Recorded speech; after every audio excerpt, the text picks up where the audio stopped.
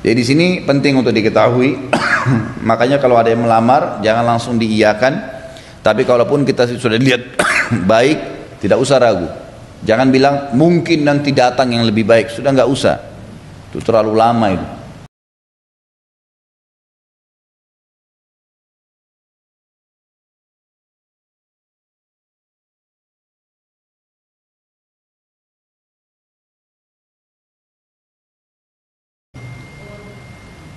Hadis 1005 wa Ibnu Umar radhiyallahu anhuma qala Rasulullah sallallahu alaihi wasallam la yakhtub ahadukum ala khitbati akhihi hatta yatrukal khatibu qablah aw ya'zana lah, muttafaqun alaih wal lafdhu lil Bukhari.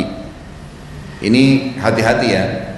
Bagi ibu-ibu sebenarnya saya sarankan, saya sudah bilang tadi, jangan ikut campur terlalu jauh, boleh memberikan nasihat. Tapi bagi anak perempuan atau si perempuan yang mau menikah gitu kan, hati-hati. Kalau sudah menerima lamaran seseorang, menerima lamaran itu bagaimana? Mengiyakan. Maka tidak boleh menerima lamaran yang lain, kecuali keadaannya orang yang melamar tadi yang kita sudah iyakan itu membatalkan, atau dia izinkan, ya sudahlah. Pernah terjadi kasus, sering terjadi, bukan pernah, sering terjadi kasus nih. Jadi dilamar oleh seorang laki-laki, kemudian sudah diterima, datanglah laki-laki tersebut dengan keluarganya, lalu kemudian dikatakan baiklah, gitu kan. Dia tidak mengatakan kami minta waktu, baiklah, memang sudah terima, gitu kan. Berjalan waktu, ternyata si perempuan ngobrol sama teman-temannya bilang, kamu mau nikah sama orang itu? Ada, calon saya lebih baik, nih lihat fotonya, nih begini, kalau lebih kaya, lebih gagah, lebih ini, lebih itu, macam-macam.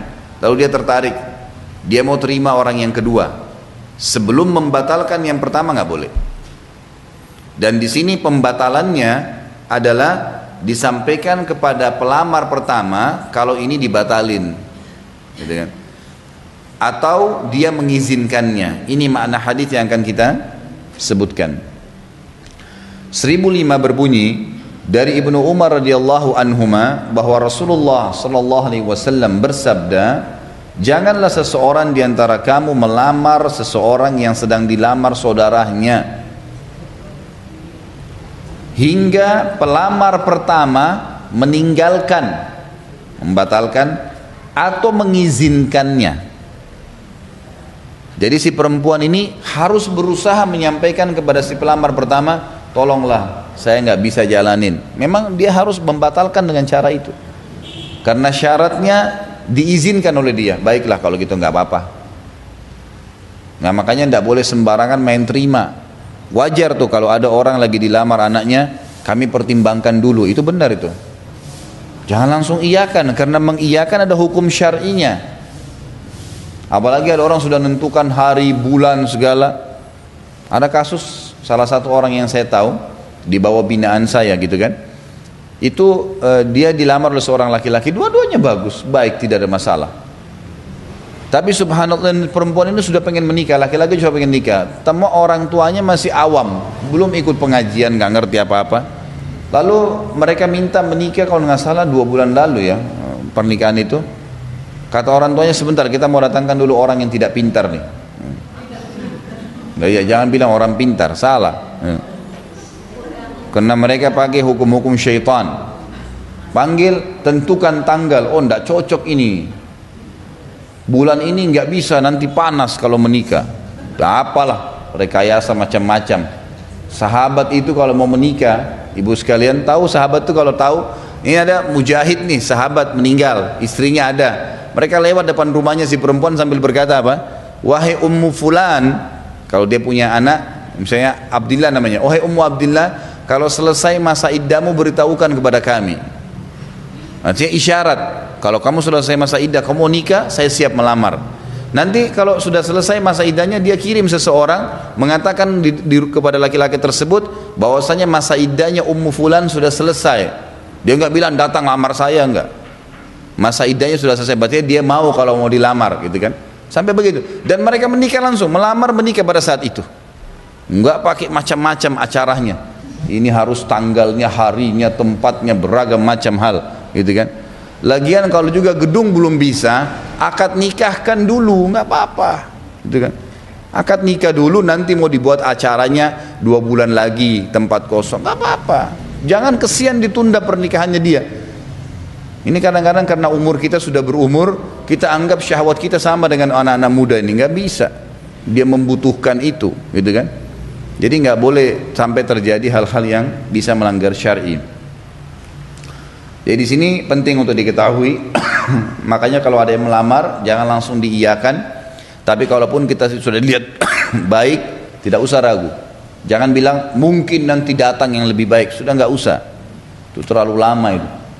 Ini orang sudah mau makan, dihidangkan makanan. Nggak usah makan dulu deh. Siapa tahu ada makanan lebih enak. Oh, udah lapar, makan ini bismillah. Selama makanan ini halal, baik, makan. Udah selesai. Gitu kan? Jangan terlalu rewel. Orang kadang-kadang tidak nikah tuh rewel luar biasa gitu. Ada orang saya tahu laki-laki sampai sekarang umurnya hampir 50 nggak nikah-nikah. Masih ada hubungan kerabat sama saya gitu. Semoga Allah kasih hidayah. Kadang-kadang kalau ketemu saya godain. Kenapa nggak nikah, akhi? Gitu. Dia tidak punya kekurangan fisik, masya Allah, orangnya tinggi, putih, gagah orangnya, tapi nggak nikah-nikah. Saya tanya, kenapa nggak nikah? Gitu loh. Enggak, ana maunya nikah seperti Umi Ana. Harus seperti ibunya. Mau dapat di mana ibunya? Allah cuma ciptakan satu orang gitu. Nggak usah rewel, nikah gitu kan. Ini susah ini kalau mau cari seperti ibunya, gimana caranya? Gitu. Makanya juga dari kecil anak-anak itu tanamkan. Saya bilang sama istri saya, anak-anak saya selalu begitu. Dan ingat ya, tidak aib dalam Islam berbicara dengan anak masalah pernikahan walaupun mereka masih kecil, tapi berbicara sesuai dengan akalnya. Anak saya bu, kelas 3 SD sudah biasa kadang-kadang kalau nanya, berarti kalau saya menikah nanti bagaimana? Saya nggak bilang nggak boleh ngomong itu nak, masih anak-anak, enggak. Oh insya Allah nak, kalau menikah nanti dengan laki-laki yang hafal Quran, orang saleh, terekam di benaknya dia, ini yang calon saya, dan dia tidak merasa aib atau berat untuk ngomong sama ayahnya, biarin. Kita enggak, anak-anak mau ngomong nikah ngapain? Enggak, jangan, biarin. Kalau tidak, gini bu ya, anak-anak itu kalau sudah melempar sebuah pertanyaan, berarti dia butuh apa? Jawaban. Kalau ibu nggak jawab, udah nggak usah bicara, pasti dia cari dari tempat lain. Kalau sumbernya benar, kalau sumbernya salah, bahaya ini. Setiap pertanyaan tanggapin, tapi sesuai dengan akalnya. Kan gitu. Jadi kita mengatakan, oh ya nikah insya Allah nak, nanti ada saatnya nikah, gitu kan. Nanti kalau nikah itu dengan orang soleh, hafal Quran, gitu kan. Jadi seperti itu. Kita memberitahukan masalah seperti ini. Jadi ini bagian-bagian daripada poin yang penting dalam pernikahan, tidak boleh spontan menerima, ya. Kecuali kita sudah tahu akan menikah, dan kalau sudah menerima menikah saja, tidak usah terlalu berkhayal yang berlebihan, gitu kan. Kemudian kalaupun kita ragu, kita mengatakan kami minta waktu, dan minta waktu itu benar ya. Kami minta waktu seminggu misalnya, bermusyawarah dengan keluarga. Benar kita lakukan musyawarah, tidak ada rekayasa. Bagi seorang muslim semuanya transparansi, nggak ada yang tersembunyi, nggak ada pembohongan, nggak ada manipulasi, semua jelas. Iya, enggak, selesai. Maaf, kami belum bisa, nggak apa-apa. Nanti nggak enak perasaannya, loh enggak. Memang dia butuh jawaban, itu lebih baik dari awal, gitu kan. Maaf belum bisa. Oh kami musyawarah seminggu kasih jawaban, jangan didiamin orang gitu. Memang dia bisa melangkah, gitu kan. Dia bisa berlangkah lagi, ya. Seperti itu. Intinya kalau orang sudah melamar dan diiyakan, dia punya hak. Kalau dia meninggalkan lamaran tersebut atau dia izinkan, baru boleh, ya. Hadis 1006, ini hadis yang agung, ibu-ibu sekalian. Hadis yang menjelaskan bolehnya seorang wanita menawarkan dirinya untuk dinikahi, boleh dalam Islam. Kalau dia lihat laki-laki itu layak untuk jadi suami, dan memang itu dalam Islam boleh. Termasuk bolehnya orang tua menawarkan anaknya kepada orang yang dia lihat layak. Ini bukan aib. Jangan disuruh anaknya pacaran, salah itu bu. Harus diubah persepsi kita, bolehnya mengizinkan anak-anak kita malam minggu dibawa oleh pacarnya. Om tante pamit ya, saya dibawa ke Ancol, dibawa ke bioskop, tidak terjadi zina. Bohong, gimana caranya? Pakai akal sehat. Ya, masalahnya kita orang tua menanggung dosa, dan itu bukan bentuk cinta kita kepada anak-anak. Berarti kita benci sama anak-anak. Sebenarnya kita mau dia terjerat. Kalau dia hamil di luar nikah gimana? Aib keluarga, pusing sendiri. Ngapain gitu loh? Nanti sebentar kesian anak perempuan ini disakitin, nanti nangis, nanti gini, nanti mengganggu, sekolahnya terganggu, kesehatannya terganggu, ngapain gitu. Jadi jangan lakukan itu ya. Lebih baik kita memang tanamkan persepsi positif tentang masalah pernikahan kepada anak-anak, kemudian kita bantu bukakan jalan untuk itu. Bukakan jalan untuk itu. Banyak masalah-masalah dalam rumah tangga ya. Ada ayah karena terlalu cinta dengan anak perempuannya, ditunda-tunda anaknya sampai 35 tahun gak nikah-nikah. Kenapa ini? 40 tahun, 45 tahun dia sudah manufos, gak bisa punya anak, kesian gitu kan. Ada maslahatnya, untuk apa ditunda? Ingat, orang tua yang mengizinkan anaknya nikah atau memudahkan, apalagi kalau anak perempuan ya, dijamin baginya surga. Ada jaminan surga bagi orang tuanya. Saya waktu nikah, saya bilang sama mertua saya, sekarang ini anak ini sudah jadi amanah saya. Kan itu. Saya bilang, itu dipanggil Abi sama ini Abi sama Mama ini sudah lepas tanggung jawab. Sudah lepas tanggung jawab. Insya Allah ini tetap anak, tapi sudah jadi tanggung jawab saya. Sudah ada jaminan surga, tiket surga sudah ada. Jadi jangan ditahan-tahan, biarin mereka menikah, gitu kan. Jadi boleh ya menawarkan diri, tapi halnya dengan cara syar'i tentunya.